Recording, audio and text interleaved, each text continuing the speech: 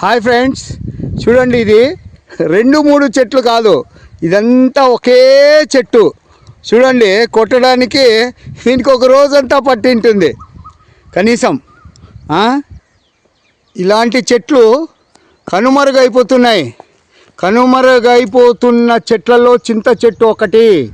Next generation వాళ్ళు compulsory YouTube, Google అమ్మని కలవాల్సిందే. చింత చెట్టు అంటే ఎట్లా ఉంటుంది ఇప్పటికే చాలామందికి పిల్లలకి తెలియదు చెట్లు. దాంట్లో ఈ చింత చెట్టు ఒకటి.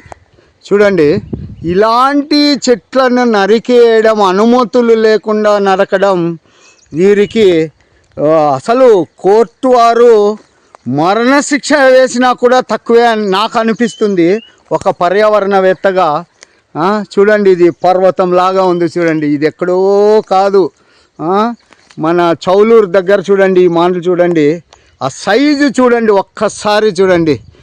దీని పక్కనే ఒక 2 చెట్లు నరికేశారు, కానీ దీన్ని ఎప్పుడు నరికేస్తారో తెలీదు.